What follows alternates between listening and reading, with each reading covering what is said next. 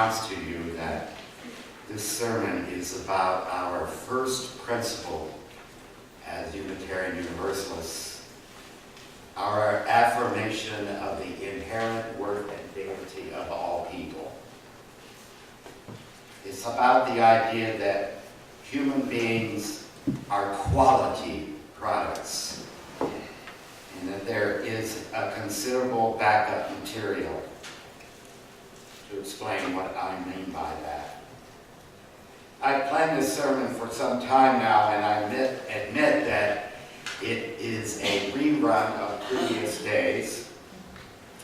However, when I reviewed it ready to go today, I realized that it needed to be dramatically updated.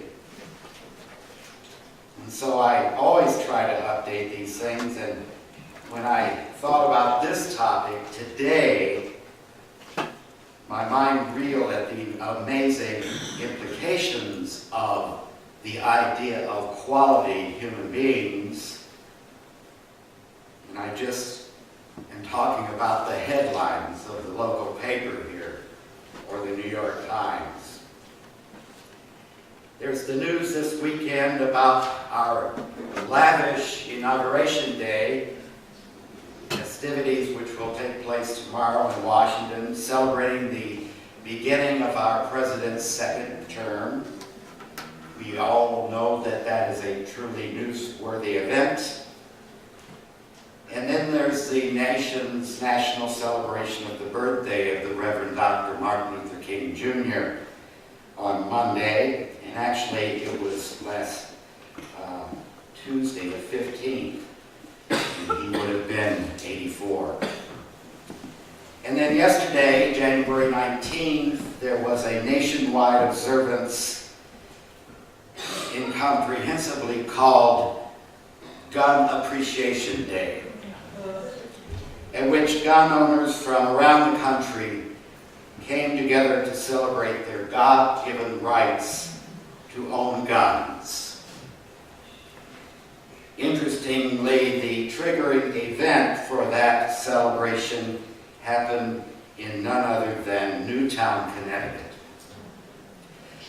How on earth can one talk about quality human beings in such a context? Well, surely Dr. King is a quality human being. And surely President Obama is an excellent example of humanity. But what about the NRA? Most significantly and most importantly, what about the huge numbers of people here and around the world who believe that violence provides the answer to all of the problems we human beings face? Now, here you have a guy, Dr. King, who built his magnificent ministry on the idea of nonviolent resistance. Nonviolence as a way of addressing the problems of our human condition. The Reverend Dr. Martin Luther King Jr. dramatically altered the course of human affairs by suggesting something totally radical, though embedded in our historical context. A radical explanation that our conflicts, even those involving those of our own community and our own nation, can most effectively be addressed by nonviolence. I have put the link for a speech at the bottom of your order of service, and I invite you to be sure to link on that or click on that sometime later today or tomorrow. And it's a speech that Dr. King gave at the 1966 Unitarian Universalist General Assembly in Florida, where he was the Ware lecturer. And he explains so much about who he was and what he was trying to do in America. So we talk about these quality people today, and try to figure out what exactly it means. We always speak about worth here in these Sunday morning gatherings. We try to seek what it is that is of value, what qualities there are that we can focus on and be with in our lives. On Sunday morning, we worship together. We worship together. So, today let's go back to the beginning of the question. And this is a little diversion, which you might find interesting. Just for information's sake, let's review exactly what a human being is actually worth in dollars and cents. I looked it up online, and here is the results. At a website conveniently called How Much Is Your Body Worth? The answer is, based on that site, that the average human being is worth $4.50. And that's according to the U.S. Bureau of Chemistry and Soils. I bet you didn't know there was such a word like that. And their chemical and mineral compositions of the human body, we are worth $4.50. However, the Indiana University School of Medicine says that when broken down, the worth of the human body actually is much more than that. If you break it down into the fluids, the tissues, the germ fighting, our bodies are worth, according to them, $45 million. Interestingly, bone marrow hits the list, and the average human has $23 million worth of it in their bodies. And that's based on 1,000 grams at $23,000 a gram. Your DNA can fetch $9.7 million, while extracting antibodies can bring $7.3 million. A lung is worth $116,000, a kidney $91,000, and a heart is worth $57,000.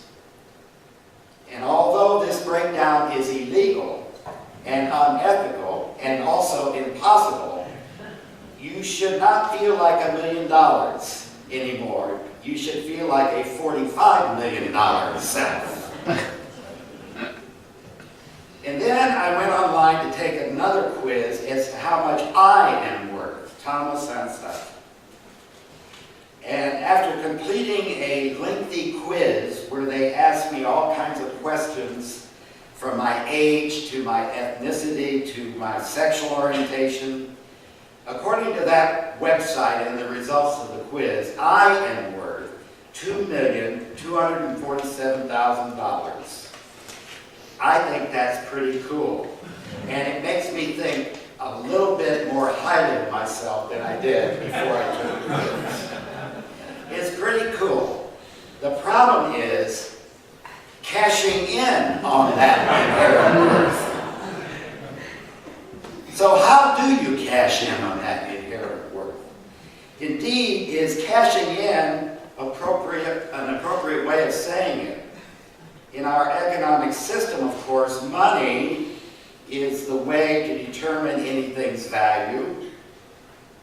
Just look at the value of Lance Armstrong and how that has dramatically changed in these last months.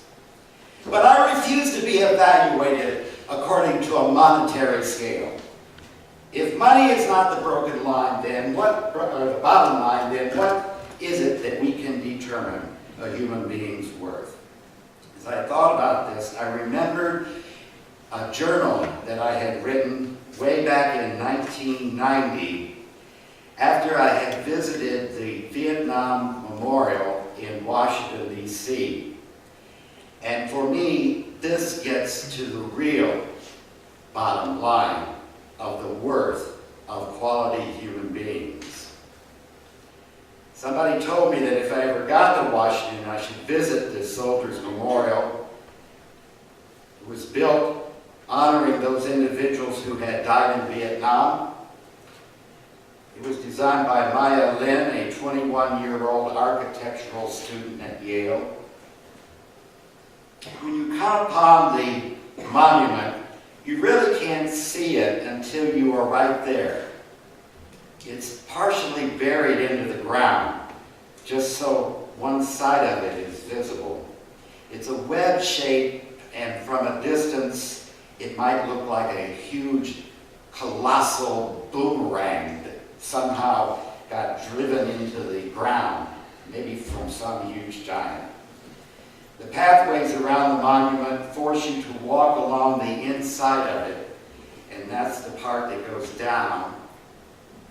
It is made from shining black marble, and until you get right up to it, you don't notice that from the beginning there are names engraved into the stone. The names are those individuals who died as a result of the Vietnam War. This is a monument not to the war, but to the people of the war. At the beginning, where the monument is only 6 inches deep, there is space for only 1 or 2 names, right below the other. And then as you proceed down the path, the thickness of the monument increases and there is more room for names. And soon there is a list of 20 names, and then 40 names. And at first it is interesting reading the names off one by one. And I was looking for the names of people that I knew who had died in that war. And then as the stone thickens and the names increase, I found myself skipping down the list, which kept getting longer and longer with each step that I took. And I soon felt like I was sinking, for by now the monument is as high as I am, and the list has increased to 75 names. And I look back toward the beginning, toward the early part, and I have a sudden urge to return there, to go back to the beginning, where there were just a few names to deal with. Under some of the rows of names, people have placed flowers and ribbons and even notes. And I kneeled down to see one of the papers and see that it is a poem written by a apparently still grieving wife. She says she still misses her eternal love and that one day they will reunite in heaven. Joey and the kids are doing just fine, she assures her man. And I'm very moved by that note, and I still am today. In a way, it's like a silly, sentimental scene from a movie, one that I'm sure never happens in real life. But I'm there, and the solid, hard marble is real, and I reach out to feel the grooves of the engraved names, and I seek to feel the reality of human beings' lives, and I go to the depth, and soon the list of names in each row must be 200 or 300, row after row, and name after name, and the monument at its lowest point may be 20 feet deep, and I am overwhelmed, and I get dizzy, and I hunker down sort of to regain my bearing and my composure, and I look again at the names, thousands and thousands by now, James and John and Rex and Vernon and Smith, and Johnson and Gonzalez and Worthington. And I see John Fairbanks Worthington, and I try to imagine him. What are the details of John's life? What color hair did he have? Was he smart in math? in high school? Did he like mashed potatoes? And I suddenly want to know everything there is about John. And I touch his engraved names and I seek the essence of who he was. And I know that the details, even the main details of John's life, are infinite, amazingly infinite. There was the way he liked to comb his hair. There was the memory in his head about his first bicycle ride, about Christmas mornings, the next door neighbor who was the first girl he ever kissed. And I fully understand that every single detail of that man's life, every single moment he had ever lived, every tiny molecule of every tiny cell that made up that man is absolutely important. There is nothing more important in the world than the details of the quality of our lives. Not the politics that sent him to his grave, not the attempt to save face that drove this nation to prolong that awful war, not the cheap and disgusting excuses that Richard Nixon gave for grinding on month after month. None of that is important, but that man's bicycle memories are important. They really are. And that man's life is important. It really is. And there are 58,000 names of people written on that monument. And that is all very important. Listen, I'm talking about the inherent worth and dignity of every person now. That's what it's about. We come to tell the truth of our lives. At the bottommost point of the monument for Vietnam War soldiers who died, I am drowning in a sea of names. The world is caving in around me, and I'm being swallowed up in the realities of the horror of war. We are lost. We have no hope. And then I realize that it is many years later. I realize that there is more war going on today, albeit of a different kind. How long will it take to erect a memorial to the soldiers of our current wars? Of course, we have a ways to go, since so far there have been only deaths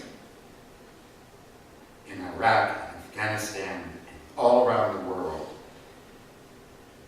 This is the end of my journal entry, and now it is 28 years later, and my first thought today is, what will be the memorial for those killed in Iraq and Afghanistan?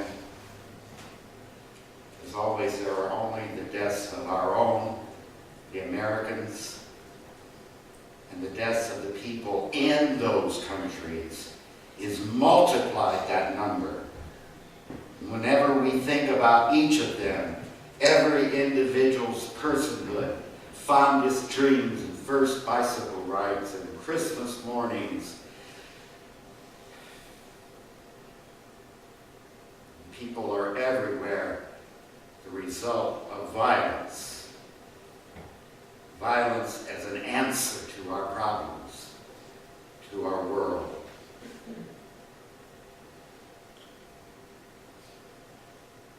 We will sink into the memorial, drowning as I did back then, overwhelmed by the enormity of human quality surrendered, and for no reason and will we be able to tell the truth even now as we cannot bear it. And I must say that on Sunday morning and in all the parts of my life, I want to tell the truth. And I know that you are the truth, and the details of your lives and the details of my lives and all it is that make me up is the truth of who I am and who we are and what it means to be a quality human product. When we hold memorial services here at Live Oak, we always ask folks to share their personal memories of the deceased. And I declare that these memories are the greatest gift we can receive, and it is always true. Our human worth, our quality is determined by the stories of our humanness. And so as we memorialize Dr. King this weekend, there will be speeches and parades and glorious eulogies given for the purpose of declaring his quality as a human being and as a leader of the civil rights movement in America. And within this avalanche of praise, we will overlook his faults, for he did have faults. And we will overlook his diminished reputation he was experiencing at the time of his death, which came as the result of his denunciation of the Vietnam War, caused many of his followers to believe he had strayed from the work he was doing, but he was talking about who he was as a quality person, and that nonviolence goes out throughout the world and is everywhere and in all the things that we do. And I think that he refused to back away from his commitment to nonviolent resistance as the really effective way of confronting our human culture and to change that human culture. How horrifically ironic it is that he died because of the gunfire, the violent gunfire that took him down.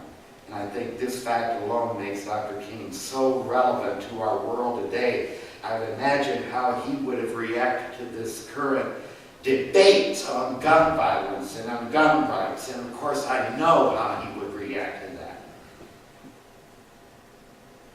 So it was on the night before he was murdered.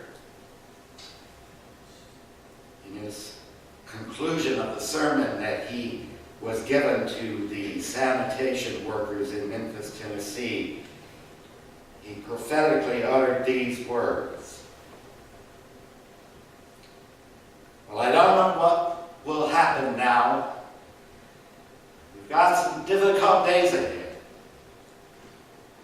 But it doesn't matter with me now, because I've been to the mountaintop. And I don't mind. Like anybody, I would like to live a long life. Longevity has its place. But I'm not concerned about that now. I just want to do God's will. And God has allowed me to go up to that mountain. And I've looked over and I've seen the promised land. And I may not get there with you. I want you to know tonight that as a people, we will get to that promised land. And I'm happy tonight. I'm not worried about anything. I'm not fearing any man. Mine eyes have seen the glory of the coming of the Lord. May Dr. King rest in peace, and may his prophetic quality of life be with us now and forever. Amen.